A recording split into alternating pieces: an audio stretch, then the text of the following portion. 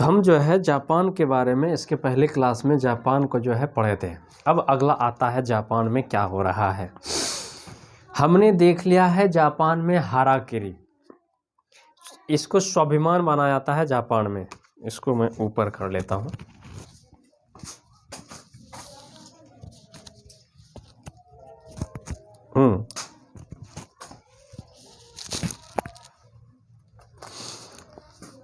Japan में जो है हाराकिरी को स्वाभिमान माना जा रहा है और जापान में अब जो है शोगुन का शासन हो चुका है। बात करते हैं जापान में जो है सामंत जो है अब युद्ध कर रहा था, अब वो खत्म हो चुका है। उसमें जो है 16वीं शताब्दी में तोकुगावा परिवार का जो है शोगुन बन चुका है, वो भी आगे बढ़ रहा है। अब जो है लेकिन इस समय से ये हो रहा है कि आप लोगों को मालूम है, हमने बताया था कि 9वीं 10वीं शताब्दी में जो है चीन से झड़प मतलब मनमुटाव हो गया है, व्यापार में उतना संतोषजनक रिश्ते नहीं है। अब जो है 1603 से लगभग 1867 तक, यानी कि ये समय इसका ऐसा है कि इस समय इस दौरान जो है सारे जापानी जो है विदेशी से, यूरोप से, पड़ोसी से, हर चीज से वो अलग होकर के स्वतंत्र रहना चाहता है। किसी से कोई लेना ना, उधो का लेना ना माधो को देना, यही बात हो गया। मतलब किसी से कोई लेना देने का मतलब नहीं रह गया है, इनका ये कहना है। लेकिन इसके दौरान जो है बहुत कुछ घटना देखने को मिल रहा है। अच्छी घटना भी, हम इसको अच्छा ही कह सकते हैं। भले ही शादी में इजाजत शोगुन जो है ना दे, लेकिन ये ना देने से यदि उसके अर्थव्यवस्था में, यदि उसके रहन सहन में, उसके हर चीज में बढ़ोतरी हो रहा है तो सही है। उसके बाद उत्पादन के आधार पर भी जो है शुल्क लिया गया है, जो कि हमको मालूम है। उसके बाद आता है समय 1650 का, कहने का मतलब 17वीं शताब्दी के मध्यकाल का। 17वीं शताब्दी के मध्य में जो है जापान का टोक्यो शहर जो है विश्व का मैक्सिमम जनसंख्या वाला शहर बन चुका है, जैसा कि हमने बताया था। ये क्योतो, नागासाकी, ओसाका और भी नगर बहुत से हैं। क्योतो, नागासाकी और ओसाका, मैं लिख दे रहा हूँ। क्योतो, नागासाकी और ओसाका, ये तीनों शहर क्या है कि 50,000 जनसंख्या को पार कर रहा है ये।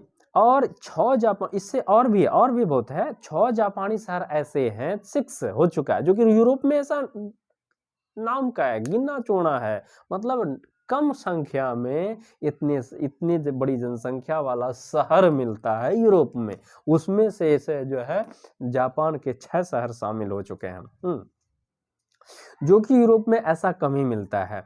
व्यापार और वाणिज्य संस्कृति का विकास हुआ है, व्यापार भी जो है आगे बढ़ रहा है धीरे धीरे। मतलब 1650 से जो है हमने देखा 1867 कुछ मात्रा में, मतलब रिश्ते ऐसे होंगे जिससे कोई नुकसान नहीं होगा, है ना। व्यापार तो होगा लेकिन उसमें कोई खटास नहीं होगा, एकदम साफ सुथरा बातें जो है। इसलिए मैंने कहा कि दुनिया से 1603 से लेकर 1867 तक जो है दुनिया से अलग होने के लिए चाह रहा है, मतलब दुनिया से कट करके अपना जिंदगी जीना चाह रहा है। इसमें से व्यापार, वाणिज्य, संस्कृति धीरे धीरे कुछ विकास हुआ है। अब कृषि का विकास भी बहुत तेजी से हुआ है, कहाँ? जापान में। उसके बाद चीन में जो है जब व्यापार चल रहा है, शोगुन नया बन चुका है, रिस्ट्रिक्शन के आधार पर, ना के बराबर रिश्तेदारी रखने के आधार पर व्यापार हो रहा है। भावनाओं में बह करके व्यापार नहीं हो रहा है। मतलब वहां के जापान के व्यक्ति जो हैं अब सलीके से, तरीके से, कूटनीति के अनुसार से जो है व्यापार कर रहे हैं। उसके बाद यहाँ चीन से जो है रेशम मंगवाया जाने लगा, भारत से कपड़ा का व्यापार किया जाने लगा। ऐसे क्या होगा? भारत से क्या लिया? भारत से लिया कपड़ा और चीन से लिया रेशम। रेशम मार्क आप लोगों ने सुना है। रेशम जो है कपड़ा, रेशम और कपड़ा का आयात किया जाने लगा चीन से और भारत से। इससे होगा क्या? वहाँ के जितने संसाधन थे, पहले ज़माने में तो पैसे करेंसी उतना चलता नहीं था, लेकिन वहाँ उस समय से क्या था कि सोना चांदी का ही जो कुछ होता था, सोना चांदी के सिक्के ही जो है चला करते थे। उसी मुद्रण तो बहुत पहले ही स्टार्ट हो चुका है, मुद्रा का प्रचलन जापान में, पहले तो चीन में हुआ था। अब जो है सोना चांदी वहाँ का बाहर जाने लगा और उसकी कीमत पर उसको सोना रेशम मिल रहा है और कपड़ा मिल रहा है, जिससे जो है वहाँ का संसाधन एक तरह से निष्कासित हो रहा है, बाहर जा रहा है। इस पर शोगुन को चिंता हुआ। जब अर्थव्यवस्था में कुछ जो है कमी देखने के लिए मिला तो शोगुन ने बैन कर दिया, जी नहीं, अब जो है रेशम का व्यापार नहीं होगा, मतलब एक्सपोर्ट नहीं होगा, इंपोर्ट नहीं होगा, अब एक्सपोर्ट होगा। इस सोच के आधार पर एक्सपोर्ट कहने का मतलब विदेश को देना, किसी दूसरे देश में बेचना, और इंपोर्ट मतलब हो गया विदेश से खरीदना।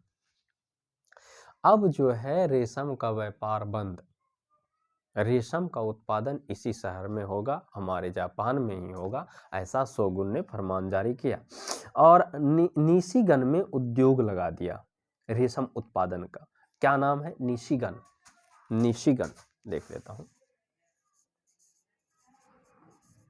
निशिगन। निशिगन में जो है उद्योग लगा दिया है, किस चीज का? तो रेशम उत्पादन का।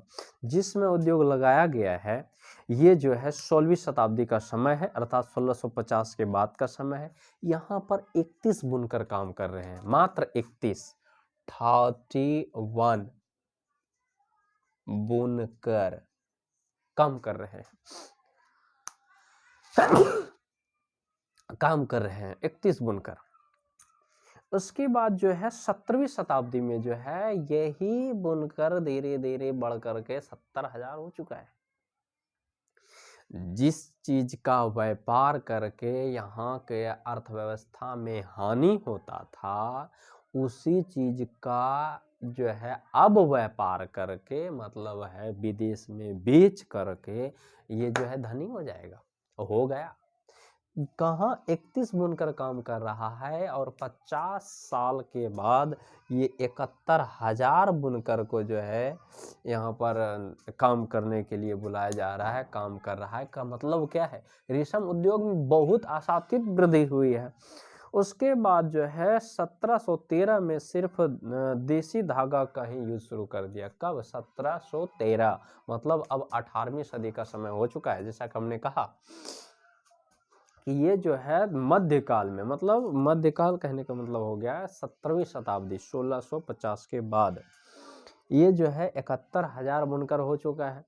इसके बाद है क्या कि इसमें जो है 1713 ईस्वी में, 1713 ईस्वी में, 1713 ईस्वी में जो है यहाँ सिर्फ ये फरमान जारी किया गया, राजा के अनुसार से फरमान जारी किया गया कि यहाँ अब जो भी व्यापार होगा सिर्फ यहीं का होगा, यहाँ से एक्सपोर्ट किया जाएगा, इंपोर्ट नहीं किया जाएगा। पहला बात। अब यहाँ पर इस समय में ये भी प्रचलन में ला दिया कि यहाँ का ही रेशम का अब यूज होगा, और कोई रेशम का यूज नहीं हो सकता है, देसी धागा का ही इस्तेमाल होगा अब। उसके बाद आता है क्षेत्रीय उद्यमी वर्ग का विकास होने लगा, मतलब काम आया है यहाँ कितना था? 31 है, अब 71,000 हो चुका है, तो मतलब आसपास के व्यक्ति जो है काम में लग गए, काम करने लगा। इससे क्या हो गया कि वहां पर पहचान अब जो है बदल गया। कहने का मतलब पहले जो है पद के अनुसार से पहचाना जाता था, अब जो है उसके कला के अनुसार से उसको पहचान रहा है, क्योंकि उसमें कला का विकास हो चुका है, हुनर का विकास हो चुका है, टेक्निक का विकास हो चुका है। उसके बाद है कि और तोकुगावा को चुनौती मिल गया। इससे क्या हुआ? एक बात मालूम है, जब देश समृद्ध होता है कोई भी देश, तो वो जो है धनी होने के साथ साथ वो घमंडी हो जाता है। गलत नहीं कह रहा हूं, और ये हर एक देश में देखने के लिए मिलेगा, मैं बताऊंगा। क्या हुआ कि यहाँ पर उद्यमी लोग ज्यादा हो गए, संपन्न हो गए। इससे के कारण क्या हुआ कि वहां के शोगुन का जो है थोड़ा किरकिरी होने लगा। शोगुन के बराबर तो हम भी हैं, तो क्या दिक्कत है? तो उसको जो है कुछ जो है उसका जो है चुनौती देखने को मिला। व्यक्ति का पहचान उसके गुण से होने लगा, कला साहित्य का विकास हुआ, मुद्रण प्रणाली विकास हुआ, यहाँ तक कि किताब कॉपी का जो विकास हुआ नूडल्स के भाव में। एक नूडल्स का दाम कितना, 5 रुपए 10 रुपए, उसमें से उसके किराए के आधार पर जो है अब नूडल्स दे दो किताब लेकर के जा सकते हो। कहने का मतलब क्या है, बहुत ही सस्ता जो है बुक वगैरह सब हो गया, साहित्य वगैरह सब हो गया, शिक्षा के क्षेत्र में आशातीत वृद्धि हुई, प्रगति किया, विकास किया। महिला, और एक बात और, वहाँ महिला और पुरुष दोनों है।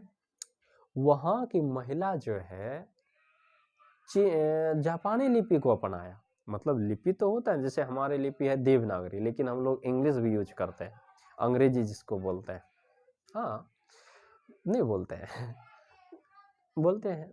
उसके बाद जो है वहाँ के व्यक्ति जो है, वहाँ की महिला जो होती थी वो तो जापानी लिपि में लिखती थी, और जापानी लिपि और चाइनी लिपि में को तो ज़्यादा फर्क तो है नहीं, लेकिन जापान लिपि जो है चाइनी लिपि का ही थोड़ा सा कॉपी किया हुआ है, ये तो हमको देखने के लिए मिलता है। वहाँ के पुरुष जो हैं वो जो है चीनी लिपि में जो है साहित्य का रचना करने लगे, और वहाँ की महिलाएं जो है जापानी लिपि में लिखने पढ़ने लगे। उसके बाद औरतों को पति चुनने का अधिकार था।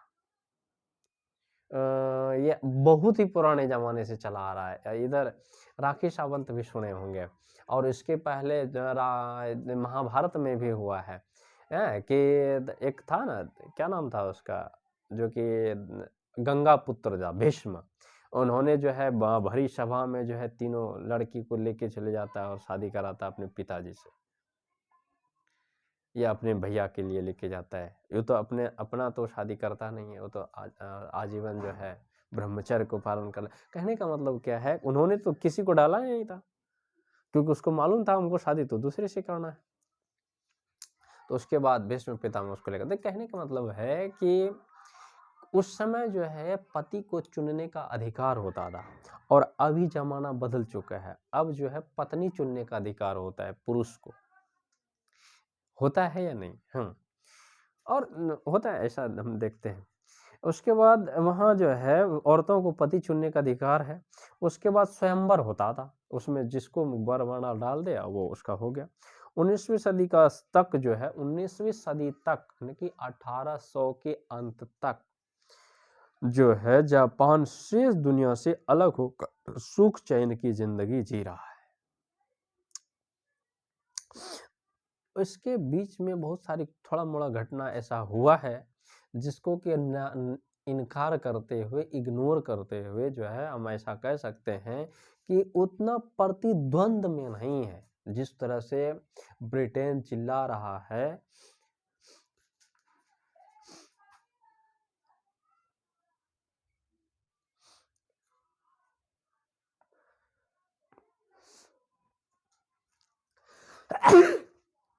जिस तरह से ब्रिटेन चिल्ला रहा है कि आगमन होने तक इतिहास में जो है संस्कृति आमूल परिवर्तन हो गया है, वहाँ के संस्कृति सभ्यता बहुत परिवर्तित हो चुका है। बीच के थोड़े मोड़े घटनाओं को ना देखते हुए, कुछ कुछ व्यापार को जो है ना देखते हुए, विदेशी के आगमन को ना देखते हुए, कुछ अंश को जो है इग्नोर करके हम ये कह सकते हैं तो 19वीं शताब्दी तक, कहने का मतलब लगभग 1800 के अंत तक जो है ये व्यक्ति, मतलब जापान के व्यक्ति दूसरे दुनिया से अलग होकर के सुख चैन का जिंदगी जी रहा है। जापान में यूरोपी कैसे आया, और जो है यूरोप जापान को यूरोपीय संस्कृति और सभ्यता में कैसे लाया, इस बात का अब देखें, आगे बढ़ के करते हैं।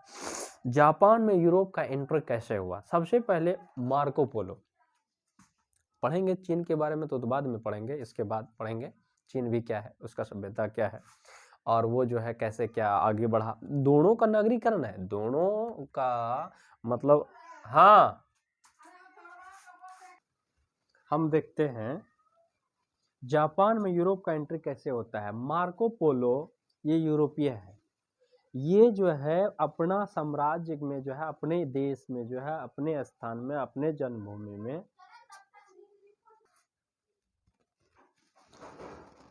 जापान का प्रवेश, जापान में जो है यूरोप का प्रवेश कैसे हो रहा है, और उन्होंने कैसे गुलाम बनाया और बनाना चाहा, बनाया नहीं, अभी तक नहीं बना पाया। ऐसा विश्व में एक ऐसा देश यही है, ये भी है, जो कि गुलाम कभी देश किसी का नहीं बन पाया। तो मार्को पोलो ने चीन का यात्रा किया। मार्को पोलो यूरोपीय है। उसके पहले ये उस समय तक ये पता नहीं था कि जापान नाम का, निप्पन नाम का सूर्योदय का देश भी जो है। जापान का यात्रा किया मार्को पोलो ने। उसके बाद ज्ञात हुआ कि नहीं, एक देश और भी है जो कि समंदर में टापुओं के बीच है, टापुओं का शहर है। 1543 ईस्वी में जापान पहुंचा पुर्तगाल ने कहता है कि भारत का व्यक्ति जो है किसी भी देश में है और बिहार का व्यक्ति किसी भी राज्य में है। तो उसी तरह से पुर्तगाली जो है विश्व के किसी भी देश में जो है घूम गया था, सबसे पहले लगभग घूम चुका है।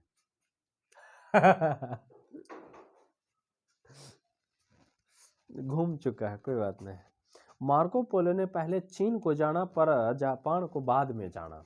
किसने? Marco Polo. अब क्या हो रहा है, जापान में जो है, जापान में यूरोप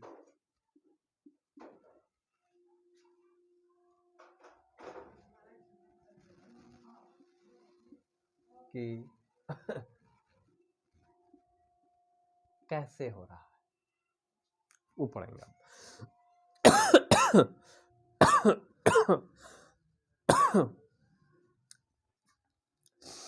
जापान पहुंचा है पुर्तगाली जब, कब? 1543 ईस्वी में।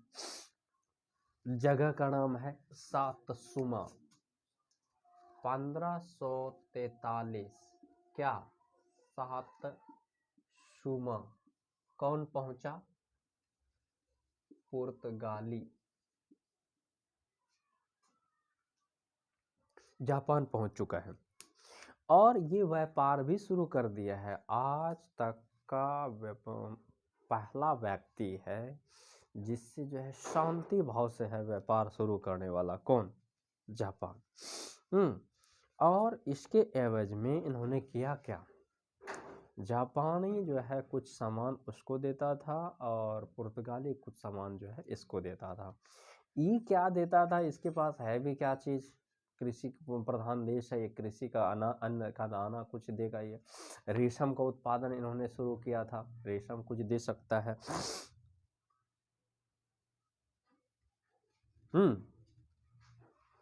आगे बढ़ते हैं।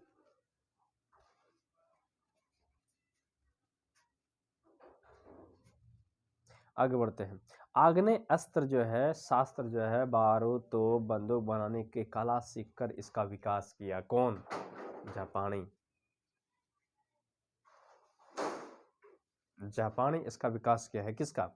आग्नेय अस्त्र शस्त्र जो है, बारूद तो बंदूक जो है, उससे पुर्तगाली से व्यापार में जो है वो लिया है और इसको जो है मॉडिफाई करके जो है आगे बढ़ रहा है। कौन? जापानी। अब बारूद क्या चीज होता है ये जापान को मालूम हो चुका है। पहले तो नहीं था, पहले तो जापान में तो रेशम का खेती शुरू हो चुका है, बारूद से तो पता नहीं है इसको। अब जो है जापानी को मालूम है कि बारूद क्या है, अस्त्र शस्त्र तो बंदूक जो है सब कुछ आ चुका है पुर्तगाल के द्वारा। 1549 ईस्वी में सातसुमा में जो है ईसाई धर्म प्रचारक आया। ईसाई धर्म, चूंकि यूरोप में ज्यादातर देश जो है ईसाई धर्म को मानते हैं, मतलब ना हिंदू ना मुस्लिम, ईसाई दोनों मिक्स। सातसुमा जो है ईसाई धर्म प्रचारक पहुंचा, वो अनुमति मांगा।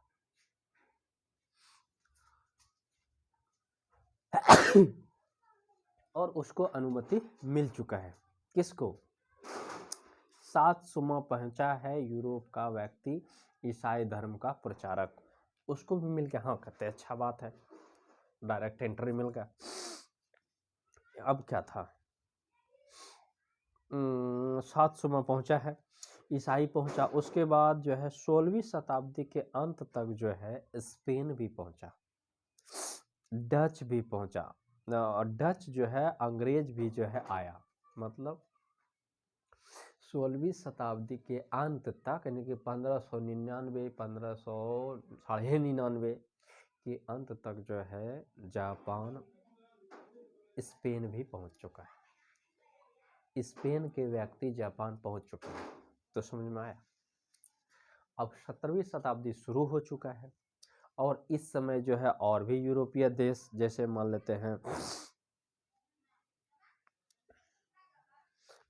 स्पेन, डच, अंग्रेज, पुर्तगाली, ये सारे व्यक्ति जो है स्पेन, डच और पुर्तगाल, अभी तक अमेरिका और रूस का एंटर नहीं है।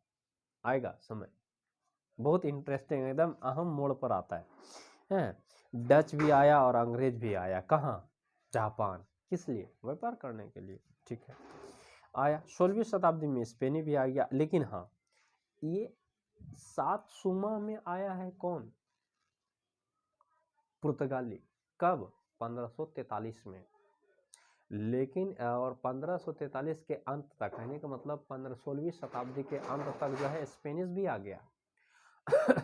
और उसके साथ साथ में अब और भी यूरोपीय कंट्री, जैसे मान लेते हैं अंग्रेज हो गया, डच हो गया, ये सब का भी नाम आता है, ये लोग भी आया।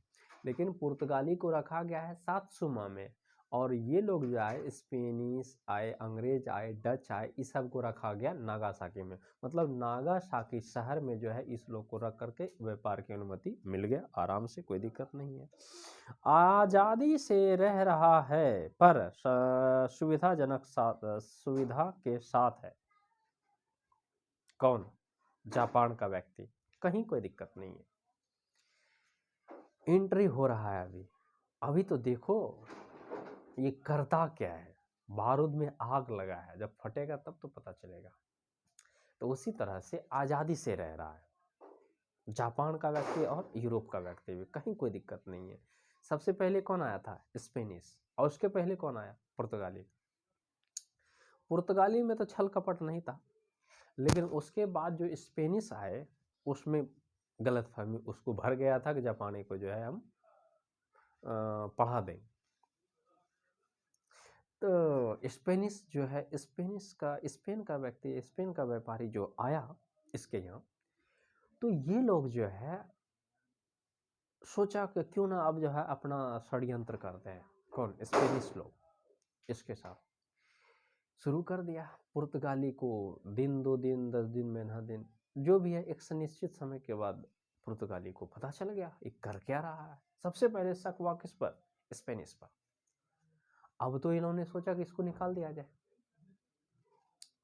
क्योंकि 16वीं शताब्दी के अंत तक यह आया, मतलब शुरुआत में आया। पुर्तगाल के बाद स्पेनिश आना, और स्पेनिश पर ये स्पेनिश को ज़्यादा समय हो रहा है, और इसलिए उन्होंने जो है पहले खुराफात की नीति अपना लिया।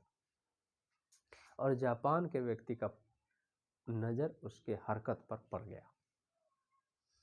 अब उन्होंने जो है स्पेन को ये जो है साफ संदेश दे दिया, साफ कह दिया कि जल्द से जल्द जो है हमारे देश को खाली कर दो। 1614 ईस्वी में जो है इस्लाम पर भी प्रतिबंध लगा दिया, और ये बोला कि स्पेन जो है 1624 तक में स्पेन से व्यापार बंद करना है। मतलब है कि और ऐसा तो और उस पर शक भिड़ गया कि जब ईसाई धर्म प्रचारक को देख रहा है, एकदम तेजी से प्रचार कर रहा है। कहाँ वहाँ कैसा शासन है, कबीला रहा है वहाँ पर, आयनो जनजाति वहाँ रहा है, जापान का खुद मूल निवासी भी है, लेकिन ईसाई धर्म वहाँ नहीं है। लेकिन ईसाई धर्म का धड़ल्ले से प्रचार किया जा रहा है, उस पर भी नजर गया, इस पर भी शक हुआ। किसको? जापान के सम्राट को, जापान के शोगुन को, सम्राट के समुराई को, जापान के व्यक्ति को, जापान के प्रशासक को, हर व्यक्ति को अलर्ट मोड पर कर दिया कि देखो भैया अब जो है स्पेन से व्यापारी बंद, दोस्ती बंद। 1614 ईस्वी में इस्लाम पर भी, ईसाई धर्म पर भी प्रतिबंध लगा दिया है। और उसके 10 साल बाद, अर्थात 1624 के ईस्वी 1624 ईस्वी में स्पेन से भी व्यापार बंद कर दिया। 1636 ईस्वी में पुर्तगाली के प्रवेश को भी जो है बंद कर दिया। देखो, आया था पुर्तगाल पहले, हरकत किया स्पेन ने, और जाना पड़ा सबको। यहाँ तक कि पुर्तगाली को भी कह दिया ना बाबा, विदेशी से हम अब दोस्ती नहीं करेंगे। 1636 ईस्वी में पुर्तगाली ने भी जो है, पुर्तगाली को भी वहाँ प्रवेश से बैन कर दिया, निषेध कर दिया गया, मना कर दिया गया। और ये भी, और इससे भी ना माना, मतलब वो लोग तो आताताई करेगा, वही कहता है जब किसी को छींक या दिख जाता है बिल्ली को तो वो जो है दूध पीना नहीं छोड़ता है।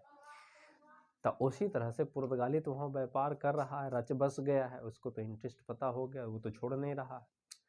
पुर्तगाली सोचा क्यों नहीं जो है हम इसको जो है अब दूसरे तरीके से अपनाया, इससे जो है संघर्ष किया जाए, लेकिन व्यापार तो करेंगे, हीरा यहाँ है तो फिर खोजेंगे कहाँ, वही बात हुआ, ये खोज रहा है। उसके बाद 1640 ईस्वी में पुर्तगाली 4 पुर्तगाली को मार दिया। कौन? जापानी, उसी का गोली उसी को धांस दिया।